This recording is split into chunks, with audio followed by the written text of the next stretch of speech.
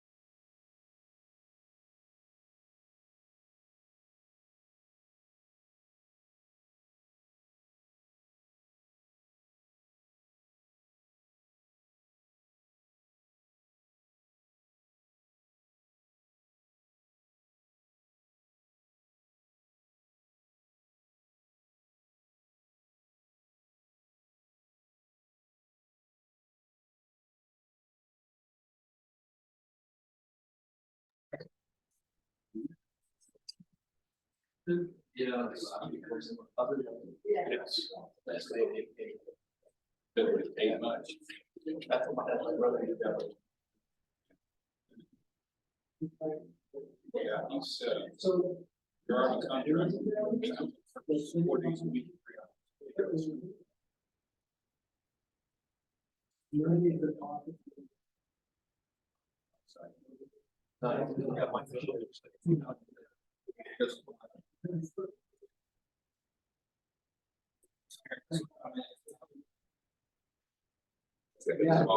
Yeah, it's right there. It's, you know, you're number 6. What you got, right? Right.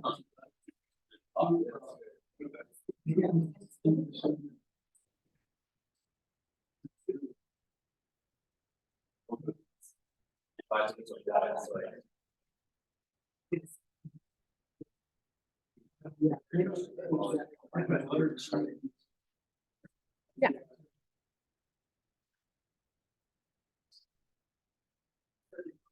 About the street over the whole, it's just like it's more than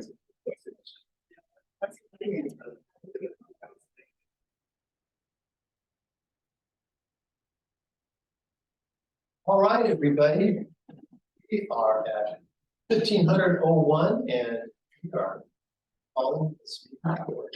Let's stand and say the pledge of allegiance.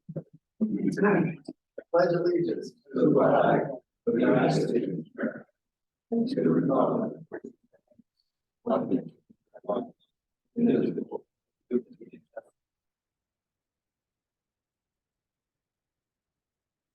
Thank you very much for attending. My name is Tom Reed. I am the chair. And I will now call roll to show you next quorum. We have Richard Ron, present. Dave Gordon, present. Tom Ricotta is on his way. Tom Reed is here. Rich Martindale right there. Chase Manson is right over there. We have 6. Oh, and this guy, Chad. Who will be leading the way in September. Okay, so I have to read a particular paragraph that you have to sit through every single time if you want to make this legal. Also attending the meeting, David Reed, who is our program manager, and he's here on behalf of Jorge Rubio, who's unable to attend. If you are in person and you would like to speak, hey, come on in. Hey, Joel, good to see you. If you're a person, please complete a speaker slip located at the entrance of the southwest entrance and provide it to Mr. Reed, Mr. Reed, in a timely manner to ensure management.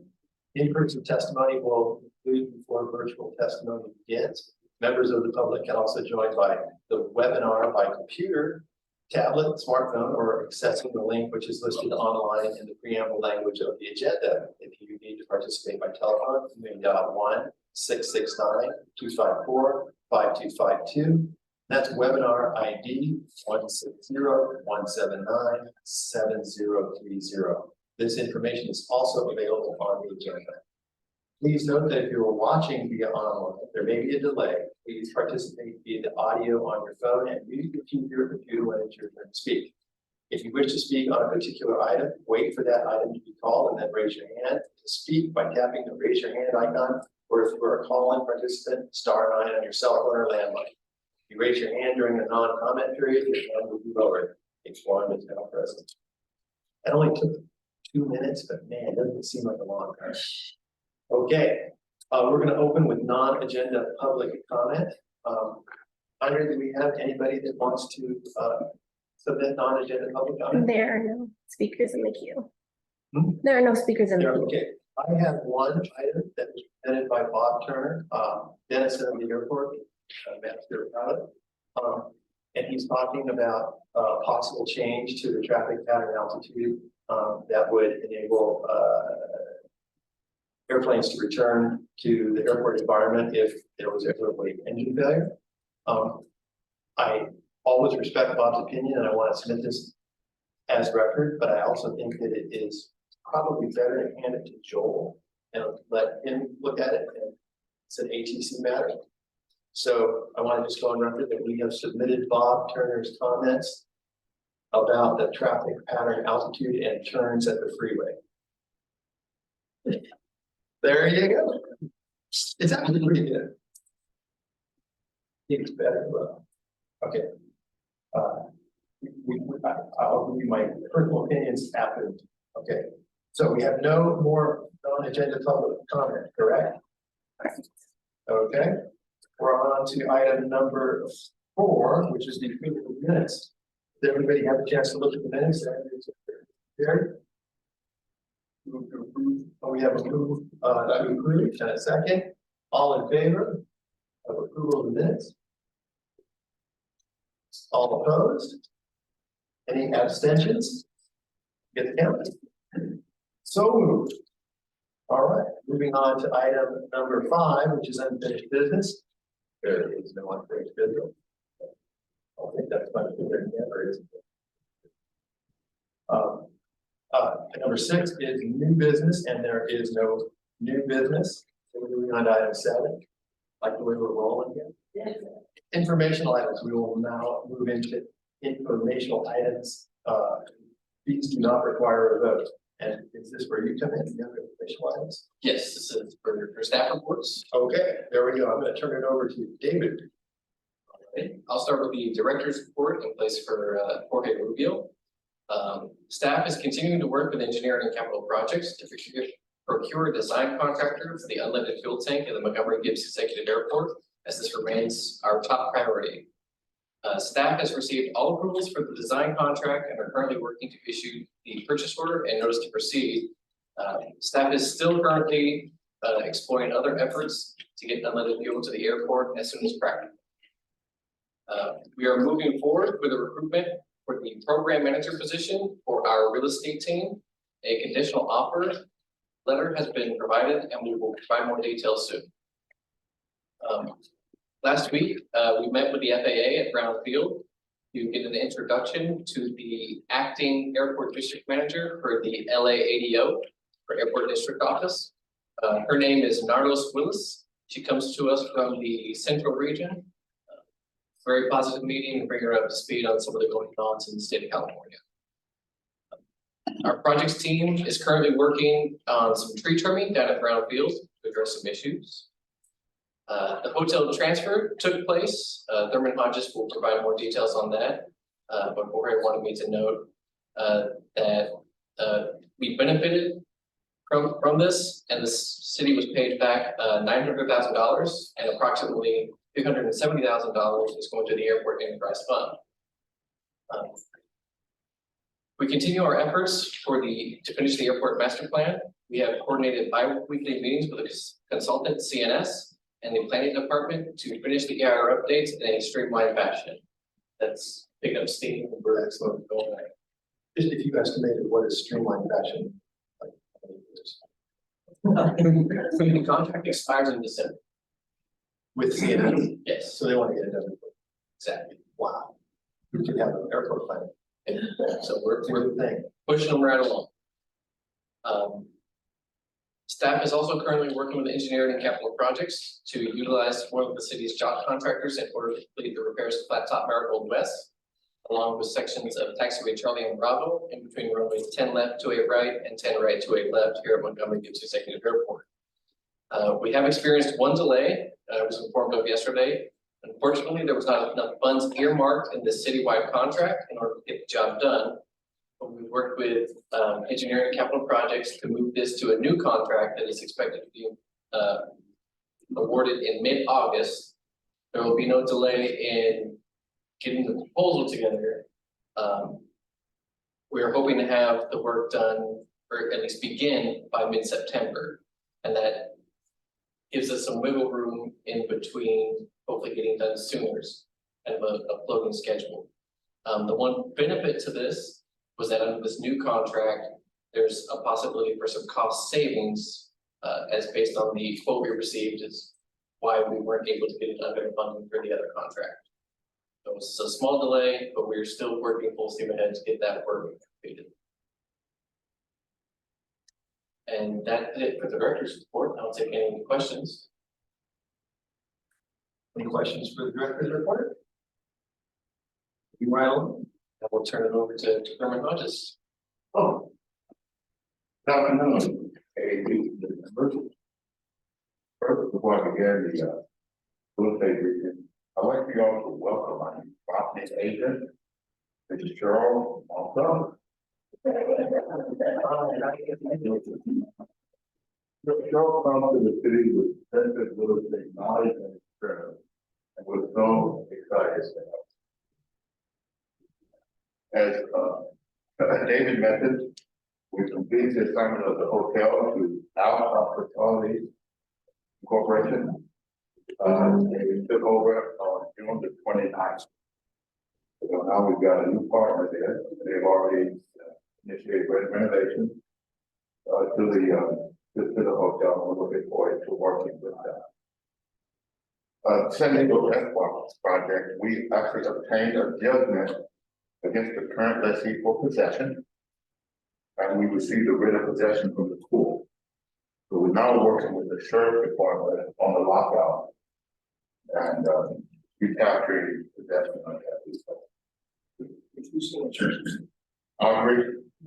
The county are 30 plus acres. Yeah, I'm gonna be ours. Yes. Yeah. San Diego Airport. Now, let's, sorry. Okay. Okay. So the San Diego Airport has got interest, as we mentioned previously, from a hotel developer. And they've also determined through their outreach and their brokers that they have less demand for some of the commercial use. And so they are basically requesting, and we're in the process of amending their lease to change the use from some of these commercial uses along Woodhigh Lakes Boulevard to industrial and commercial and research services.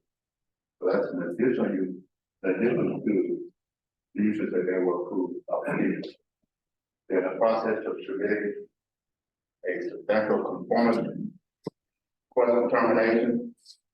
And we'll, based on that, determine our path forward. Airport is also amending their lease with a phase 1 aviation fund to provide that they will develop 75% of the FBO facilities at the customs box in the first phase be completed within 5 years. So we're allowing the phase 1 development to be developed over 2 separate phases. The original requirement has been reduced to 75% and will be done within the first 5 years. The balance of the requirement, which maybe the small aircraft and 137,000 square foot area will be developed within 7 years. We've got draft pieces out now to San Diego Community College and Fred Sorby. We're waiting for their response so that we can forward those amendments. We're working with corporate helicopters to make adjustments in their leasehold to provide for their development. So we're waiting for corporate helicopters to get back with us with the precise location of utilities, and then they want to basically use portion of the triangle that actually leads to Crown Head, and we'll work with that. Staff intends to issue a request for proposal for the property management company on August the 1st, and with proposals due back September the 14th. The retail center, we completed a significant portion of the reroofing. We've got another section that we're planning hopefully for the summer.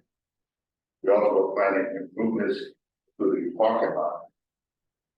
And we completed the installation of the signs for all of the tenants, including the astronomical time clocks. We're currently negotiating new leases. In fact, our new property agent, Ralph, is negotiating new leases. She's been about the way, Monday, already. 10 of those at the retail center, and we hope to have those to council Sometimes towards the end of this year. We got a storm drain repair in progress at that location. And Debbie will be negotiating new leases for the existing office tenant that we have. Oh, by the way, we should welcome Debbie back from 3 weeks excursion across Europe. Welcome back, Debbie. So she had a full workload when she got back, more than double of original workload. The electrical work at Lot A, the first phase has been completed and they're waiting for inspection to sign off on that. We're using 3 top downs in Lot 8A as a temporary parking as we display aircraft from hangars for the electrical. That's all I have at the moment. I don't think I can answer any questions. What is the Astro clock? Oh, it's a clock that turns on the signs at night and daytime when. And it doesn't year round, you have to go back to be set. Thank you. Yes. Any other questions? Fine. Sure. I'll turn it over to Mr. Charles Broadbent. All right, afternoon, committee members and everyone. There was over 28,000 operations in June. The new airfield lighting computer was installed, so that's great news. The runway safety action team meeting is scheduled via Zoom for July 25th, 2023. And that'll be from 10 a.m. to 12 p.m. All are welcome to attend. There's also the handout over here if you want some more details on that Zoom meeting for the runway safety action team meeting. That's a great meeting to get together and discuss anything about the airport that would make it safer, or any suggestions are definitely welcome. We're working with the tower and on some best practices in education, with an emphasis on the newly added 6 geographic position spots to disseminate to the pilots and airport users at Montgomery. We talked to Ray at Crown Air, and we arranged to have spot 2 moved to a different location. And that will mitigate for the bottleneck there at the executive air park leasehold. Airport operations assistant Jason Bowen, he accepted another position with the County of San Diego. So his last day will be July 19th. And then lastly, we're conducting interviews to fill vacant positions. If there's any questions, I'd be happy to answer. Questions for Charlie? All right, Thank you very much for your report. Sure. I'm going to turn it over to Mr. Andy Schwartz. Good afternoon, everybody. I'll be brief. We had 8,160 operations in June. Currently SDM Tower, the hours have been amended due to staffing issues. Currently through the month of July, Monday and Tuesday, the operating hours will be 10 a.m. to 6 p.m. Work to resume normal operating hours in August, but we'll see, all based on staffing. Next week, we'll be doing some survey work on runway 26 left, 8 right. So we'll be closing that Monday through Friday. It'll be closed from 8 a.m. To 4:30 p.m. in the afternoon. Also, we're working on refreshing some striping at the airport. We're just waiting to hear back from Statewide Stripes on that scheduling. And then, as Charlie mentioned, we're filling a ton of positions at the airport. So we just made an offer at Brownfield for a second GMW2. We'll also be doing some interviewing tomorrow for an equipment operator. As Charlie mentioned, we're really short staffed operations. We actually lost an operations person as well. So we're severely short staffed. That's all I have. Any questions? Andy, how many people work in the tower at Brown, and what is full staffing? I believe typically max is 5. They've got 2 and they're training 1. And it really has nothing to do with, we talk about operations up here, but it's really not about operations. It's about angles. And there's a ton of angles now at Brown Field. So the 2 guys that work up there, Anthony and Mark, the tower manager, do an exceptional job holding down the tower. So. Any other questions for him? And then one other thing, it's a circle tower, so it is a contract tower. So typically the people that get, are ex-military. So. Go ahead. I just wanted to add on, just noting the survey work going on around is regarding the runway rehabilitation project that's going on. That's part of the planning process for that, so that process and project is going. Okay, any other staff questions for the ATC? That is all. Okay, Joel, you're on. Good afternoon, everyone. Just information wise, we've been short-staffed, we still are short-staffed, but call for help has been answered. We are now getting an influx of new trainees, so we will hear new voices over there. It is going to take time for them to get certified before we are fully staffed, but once we're fully staffed, we are expecting, or we're hoping to split off clearance delivery, live data, and ground patrol, so it'll be more efficient. So better, provide better services to the users of the area. Other than that, Charles covered the spots, geographical spots, we're still working on that. And that's it. Joel, I've heard that a number of pilots don't understand the term offset, which helps the tower shrink the distances between landing traffic and takeoff traffic. Yes. Is that, would you agree with that? Offset is let's see. Kind of unofficial, right? It is, no, it's not unofficial, it is, it's a term that we use, but it is up to discretion of the controller. If he sees that it's unsafe, you need this spacing. Tell the track file to offset or and go around, or somebody departing to offset speed. So we've seen, I've personally seen this, and I've talked to, I've seen a departing aircraft get some instructions from the tower. Cessna 1, 2, 3, 4, 5 offset, and they just fly straight out. They don't do it, so we figured, okay, maybe they don't know. So, we're always trying to keep everybody informed and on the same team and working together. Maybe we should spread the word. If you think that's a problem, if you don't think it's a problem, then I'm not going to do it. The phraseology you heard was just offset. That's Offset to the right or offset to the north. So if you just said offset, it's like, okay, which way? Yeah, And so go straight with it. They're saying offset to the right or left, you're expecting you to offset front and final, front center line, whichever direction. for the traffic, right? And so I guess I should rephrase my question. Does the tower feel that there is non-compliance with that command that requires education? Don't think, but I have to get back to you on that. Well, we will drop that for now. Okay. I want to go on record saying I think these guys are the finest air traffic control team in the world. I do hear all those new voices, and it's Chase, you fly a lot too, right? You know that they're handling a multitude of aircraft, from Learjets to Piper Cubs. It's insanity. It's insanity. It's chaos, I like to call it. Six aircraft on each side, and aircraft inbound and aircraft outbound. And they just cool as a cucumber. I appreciate the compliment to the tower crews passing on. Thank you very much. Any questions, Joel?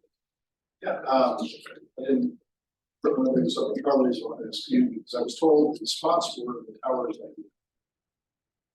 I can't. The spots, that was somebody at the towers idea, is that correct? It was, and we thought about it a long time before we even presented it, and we researched it. We came to a understanding that here are pretty good because of all the spots. We only had all the NPOs on one side. So it is to, like Tom was saying earlier, is to leave congestion at those intersection And I tend to disagree with how it's been implemented in executive order. It's better right now. Particularly on flight school. They were running two spots, sitting there. So it's all walking basically the narrowest part of Juliet. And I saw us in a couple instances we tried to taxi around. Secondly, my two tie downs that are just messing.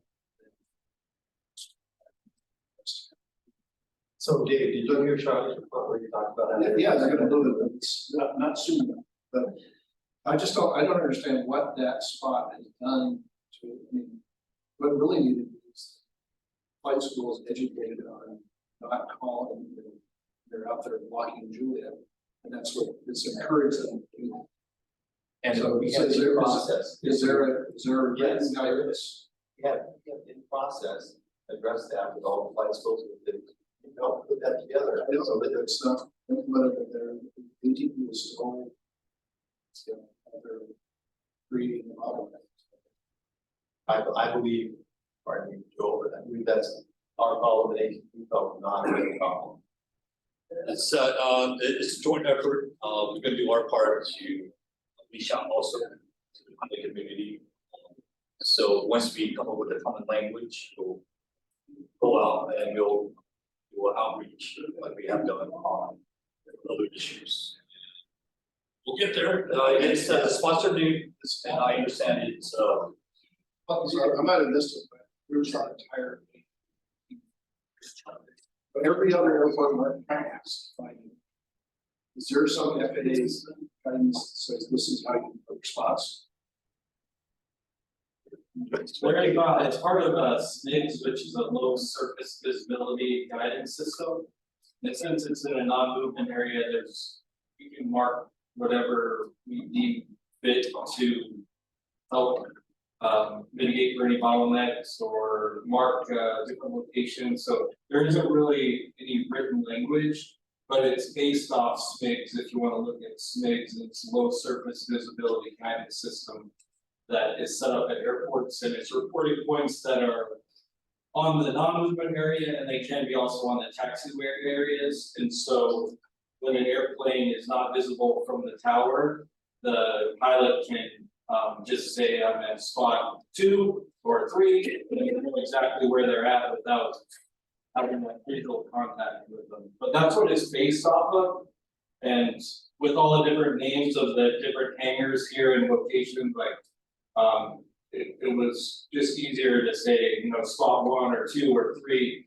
You don't really have to have any you know, prior knowledge or history of why that spot or that hangar area was deemed spiders, or why it was named Marigold or Flat Top. You just know, hey, it's spot number 5, and the tower knows exactly where it's at. So it kind of eliminates some of that confusion as well. But again, it was based on SMIGS. It wasn't a non-movement area, which there isn't a standard marking for it, but it was based on the SMIGS. It wouldn't be found in the AIM exactly for those markings. So I doubt that this is causing a problem, but there are spots are not a new thing, right? Spots exist at a lot of large airports, Bravo airports especially, and at those airports, the airliners taxi to the spot and then call from the spot.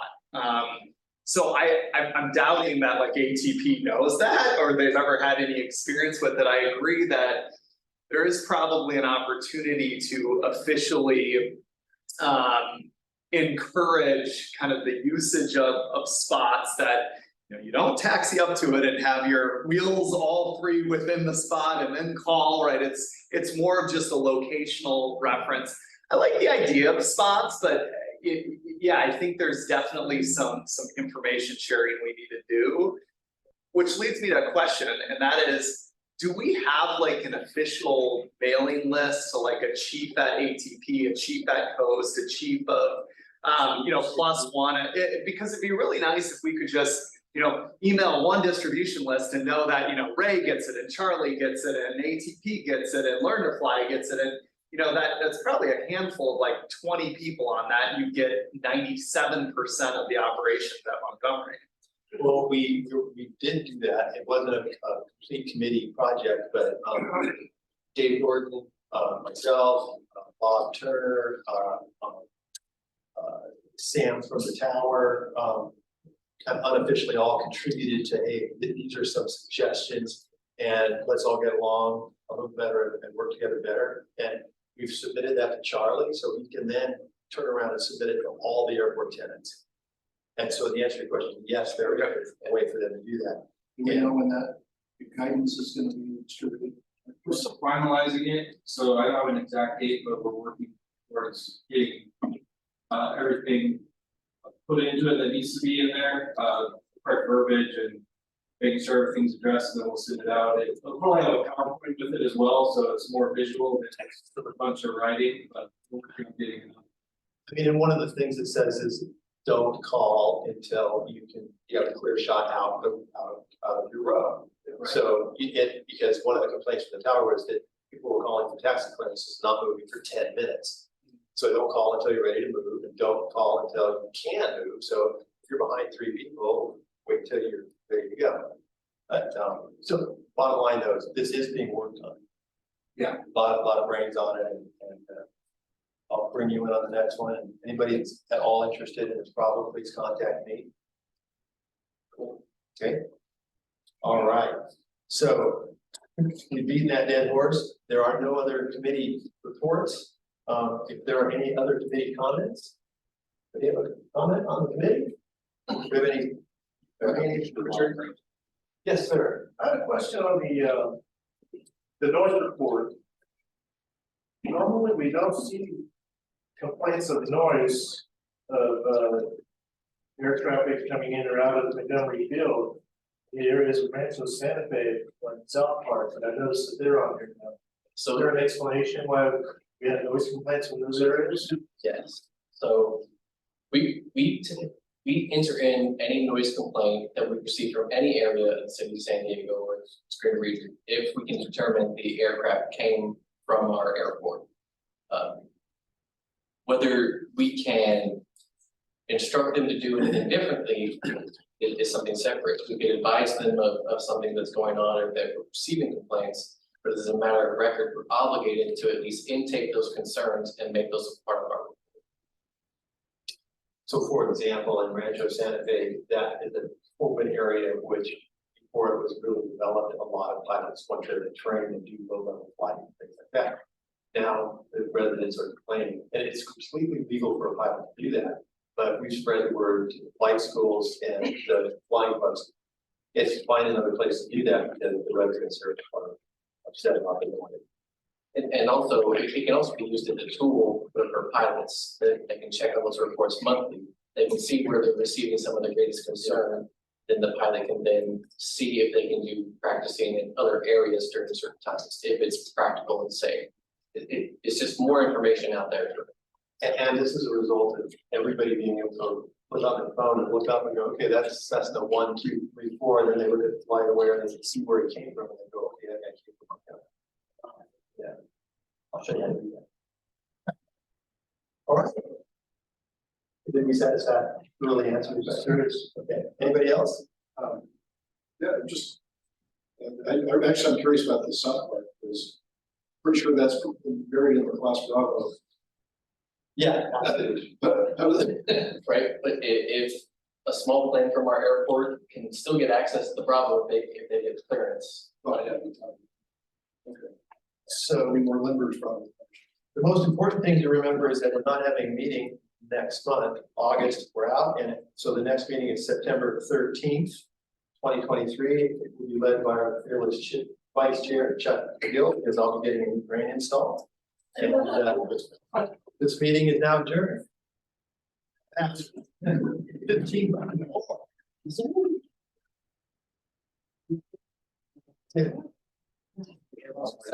Great.